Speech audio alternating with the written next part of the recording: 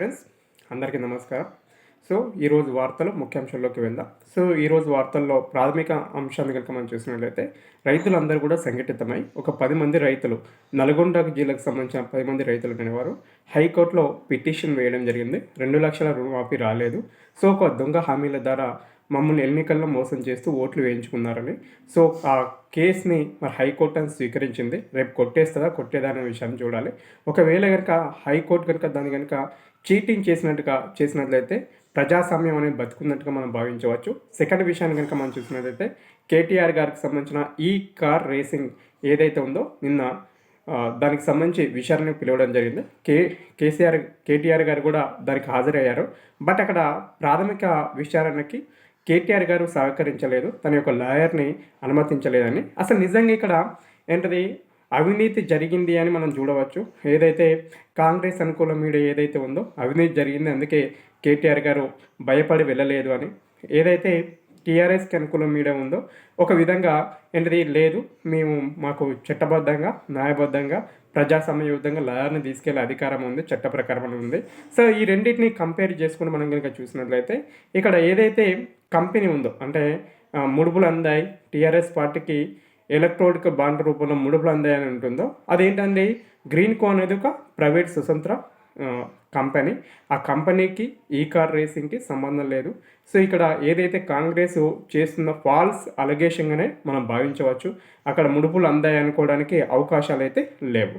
ఇక సెకండ్ విషయానికి కనుక మనం చూసినట్లయితే హైదరాబాద్కు సంబంధించిన ఇద్దరు దంపతులను ఆత్మహత్య చేసుకోవడం జరిగింది. ప్రస్తుత జీవితంలో అంటే నవరిక జీవితంలో ప్రతి ఒక్కరు కూడా జాబులు చేస్తున్నా ఏది చేస్తున్నా భార్యాభర్తల మధ్య అనుబంధాన్ని సంపూర్ణంగా అనుభవించలేక అర్థం చేసుకోలేక, ఒకరి యొక్క అభిప్రాయాలను ఒకరు గౌరవించుకోలేక ఆత్మ బలిదానాలు చేసుకోవడం జరుగుతుంది. ఇప్పటికైనా మారండి. జీవితం అంటే చాలా చిన్నది. దేవుడు ఇచ్చిన ఈ జీవితాన్ని మధ్యలో వదిలిపెట్టకుండా ప్రయత్నం చేయండి. ఇక మెయిన్ విషయానికి కనుక చూసినట్లయితే నేను 2008, 2010, 2011 సంవత్సరంలో ఆ టైంలో ఏంటంటే యూరియా గురించి, డిఏపి గురించి ఇట్లా చాలా విషయాలు రైతులు చాలా అవస్థలు పడుతూ ఉండేవాళ్ళు. ఎందుకు వాటిని అందుకోవాలంటే చాలా ఇబ్బందిగా ఉండేది. అక్కడ చెప్పులు పెట్టడం, లేకుంటే తలపాగలు పెట్టడం, లేకుంటే నాగలు పెట్టడం, ఇలా పెట్టి ఆ యూరియా బత్త గురించి క్యూ లైన్లో నిలిచినట్టడం. ఇప్పుడు మళ్ళీ కాంగ్రెస్ గవర్నమెంట్లో అలాంటి సిచ్యువేషన్ కొన్ని జిల్లాల్లో ఏర్పడుతుంది. ఇది బాధాకరం. ఎందుకంటే మోడీ గారు సెంట్రల్ గవర్నమెంట్లో తీసుకున్న కొన్ని విప్లవాత్మక నిర్ణయాలు, తర్వాత కొన్ని రాష్ట్ర ప్రభుత్వాలు తీసుకున్న విప్లవాత్మక నిర్ణయాల్లో దేశ రైతులకు అందుబాటులో కావాల్సిన ఏదైతే యూరియా, డిఏపి 2020 అనే అందుబాటులో ఉన్నాయి. కానీ రాష్ట్ర ప్రభుత్వాల యొక్క చాతగానితనం వల్ల, రాష్ట్ర ప్రభుత్వాల యొక్క నిర్లప్తత వల్ల రైతులు అనేవారు కొన్ని రాష్ట్రాల్లో ఇబ్బందులు పడుతున్నారు. అందులో తెలంగాణ కూడా చేరడం చాలా సంతోషం. ఎందుకంటే అంత సమర్థవంతమైన పాలన తెలంగాణలో ఉంది. మార్పు కోరుకుందాం. మార్పు అనేది అద్భుతంగా వచ్చినట్టుగా మనం ఇక్కడ చూడవచ్చు. ఇక మెయిన్ విషయంలోకి వెళ్దాం. నిన్న ఏదైతే ఛత్తీస్గఢ్ ఉందో, ఛత్తీస్గఢ్ జిల్లాలో కుంబ్లింగ్ చేస్తున్న ఎవరైతే జవాన్లు ఉన్నారో, జవాన్లు అనేది మందుపాత్ర పేలి చనిపోవడం జరిగింది, మావోయిస్టులు పెట్టిన మందుపాత్రతోటి. ఇది ఒక బాధాకర విషయం.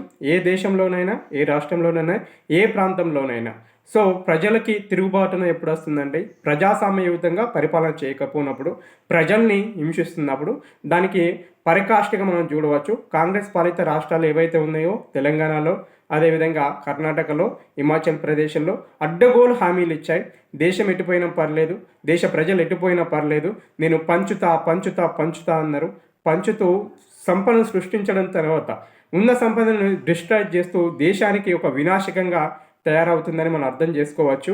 ఇలాంటి వినాశకాలు తయారైనప్పుడు మాత్రమే, ఇలాంటి పరిపాలకులు ఉన్నప్పుడు మాత్రమే ఏమవుతుందంటే ప్రజల మధ్య అసంతృప్తి పెక్కుబిల్లి ఏమవుతుంది, మావోయిస్టులు అనే వాళ్ళు తయారవుతూ ఉంటారు. ఇకనైనా ఏ రాజకీయ పార్టీ అయినా, అది కాంగ్రెస్ కావచ్చు, టీఆర్ఎస్ కావచ్చు, టీడీపీ కావచ్చు, ఏ రాజకీయ పార్టీ అయినా ప్రజలకు కావాల్సిన మౌలిక సదుపాయాల మీద దృష్టి పెట్టి ఉచితాలు అనే వాటిని తగ్గిస్తే చాలా ఉత్తమమైన విషయం. ఎందుకంటే మనం చూడవచ్చు తెలంగాణ గవర్నమెంట్లో గత 1 ఇయర్లో ఫుడ్ పాయిజన్ విద్యార్థులకు కనీసం తిండి బిట్టలేని స్థితిలో మన తెలంగాణ గవర్నమెంట్ ఉంది. ఇంత అద్భుతమైన పరిపాలనని, ఇంత అద్భుతమైన పరివక్తత గల సమర్థమైన నాయకులను మనం దేశంలో చూస్తామో చూడము. సో ఇది ఏ ప్రభుత్వాన్ని విమర్శించేది కాదు, చెప్తున్నాను. ఏ ప్రభుత్వం ఉన్నా కూడా ఇక్కడ ఏంటది గుర్తుంచుకోవాల్సింది, దేశ ప్రజలకు కావాల్సిన మౌలిక సదుపాయాల మీద పెట్టాలి తప్ప పొద్దున్న లేస్తే నేను రాజ్యాంగం అని పట్టుకొని రాజ్యాంగాన్ని 100 సార్లు చదివినా మనకు ఒరిగేది ఏం లేదు, పోయేది ఏం లేదు. బతకడానికి కావాల్సిన ఏంటది తినడానికి తిండి, ఉండడానికి ఇల్లు, ఏంటది సకల సౌకర్యాలు కల్పించే అంత ప్రభుత్వ వ్యవస్థ అనేది ఉండాలి. సో ఏదన్నా రోగం వస్తే ఏంటది సక్రమైన వైద్యం సంబంధించిన విధానాలు కావాలి. కులాలు, మతాలు, వర్గాలు, వర్ణ వివక్షత అయితే కాదు. సో ఏ పార్టీ అనేది వాటికి అనుకూలంగా ఉంటుందో ఆ అన్ని పార్టీలను పొందబెట్టాల్సిన ఆవశ్యకత అనేది ఒక ప్రజాస్వామ్యయుత దేశంలో ఉన్నందుకు ప్రతి ఒక్కరి మీద బాధ్యత అనేది ఉంటుంది. ఇక ముఖ్య అంశంలోకి కనుక వెళ్ళినట్లయితే ధరణి అవకతవకలపై యాడిట్ ఏమో మరి తెలంగాణ గవర్నమెంట్ మరి బుద్ధి ఉందో బుద్ధి లేదో నాకు తెలియదు. ఎందుకంటే కాళేశ్వరం అన్నారు, అది అడ్డు లేదు గతి లేదు. తర్వాత విద్యుత్ కుంభకోణం అన్నారు, అతి లేదు గతి లేదు. దేనికి సంబంధించి నిర్ణయం లేదు. తర్వాత కేటీఆర్ గారి మీద 1 year తర్వాత కేసు పెట్టారు. మరి ఏం ప్రభుత్వమో ఏమో, జస్ట్ న్యూస్ పేపర్లలో ఒక న్యూస్గా ఒక చిత్తు వార్తగా చదువుకోవడానికి తప్ప అందులో అవినీతి జరిగిందని నిరూపించేది లేదు, వేరే వాళ్ళని జైల్లో పెట్టేది లేదు. సో ప్రభుత్వ విధానాలు ఈ విధంగా ఉన్నట్లయితే ఎప్పుడు కూడా ఒక కుట్రనీతమైన రాజకీయాలు చేస్తే మరి పరిపాలన ఎప్పుడు చేస్తారు, ప్రజలకు అవసరమైన విధానాలను ఎప్పుడు రూపొందిస్తారు అనే విషయాలను ఇక్కడ మనం గుర్తుంచుకోవాల్సిన విషయం అనేది ఉంది. ఇక విషయం ఏంటంటే ఇద్దరు లవర్స్ ఏంటదట లవర్స్ ఉంటే ఆ లవరు వాళ్ళకి సంబంధించిన అమ్మాయికి సంబంధించిన బంధువు ఎవరో ఇంట్లో చెప్తాను బెదిరించి వారి యొక్క వద్ద నుండి అంటే బాయ్ ఫ్రెండ్ ఉంటాడు కదా, వారి వద్ద నుండి 1,50,000 తీసుకొని ఇంకా బెదిరించడంతో ఇద్దరు వెళ్ళి ఆత్మహత్య చేసుకోవడం జరిగింది. విచారకరం. ఏదైనా నేను ప్రేమకు వ్యతిరేకం కాదు, కానీ ఇంట్లో పెద్దలైన వారు 20-25 సంవత్సరాలు పెంచినాక వాళ్ళని కాదని పోవడం మాత్రం ఏంటది మనం ఇబ్బందిగా చూడవలసిన కీలకమైన విషయం. ఇక తర్వాత కీలకమైన విషయం ఏంటది మనకు తెలుసు, కరోనా వైరస్ అనేది ప్రపంచంలో అందరినీ కూడా అతలాకుతలం చేసింది, ప్రతి ఒక్కరిని కూడా చాలా ఇబ్బందులకు గురి చేసింది. అలాంటి కరోనా వైరస్ లాంటిదే ఏంటది HMPV లాంటి వైరస్ అనేది రావడం జరుగుతుంది. దగ్గు, జలుబు, జ్వరం, మెయిన్గా దగ్గు జలుబు వచ్చినట్లయితే జాగ్రత్త పాటించండి, చిన్నపిల్లల్ని దూరంగా ఉంచండి. సో ఇది ఎక్కడి వరకు దారి తీస్తుందో మన అందరికీ తెలుసు. సో గతంలో మనం ఎంత ప్రాబ్లం ఫేస్ చేసామో తెలుసు. ఎందుకంటే ఈ డబ్బులు సంపాదించడం దేవుడు ఎరుగు, ముందుగా ప్రాణం ఉంటే చాలు అనే స్టేజ్కి రావడం జరిగింది. అలాంటి సిచ్యువేషన్ రావద్దని అందరం కూడా కోరుకుందాం. కాకపోతే గతంలో ఈ వైరస్ అని ఉందంట, గతంలో ఈ వైరస్ యొక్క ఇంపాక్ట్ అనేది కొద్దిగా చూపెట్టిందని మనం మెయిన్ వార్తలలో చూడవచ్చు. ఇంకా మెయిన్ వార్తల్లో కనుక మనం చూసినట్లయితే ఆంధ్రజ్యోతిలో చూసినట్లయితే మోడీ గవర్నమెంట్ ఏంటంటే దేశంలో బుల్లెట్ రైల్ విధానాన్ని ప్రారంభించింది. మీ అందరికీ తెలుసు, గతంలోనే 2 సంవత్సరాల కిందటనే. సో దానికి సంబంధించిన విధానాలను ఏదైతే ఇండస్ట్రియల్ క్యారిడార్స్ ఉంటాయో దానికి సంబంధించిన నేషనల్ హైవేస్ యొక్క నిర్మాణాన్ని చేపడుతుంది.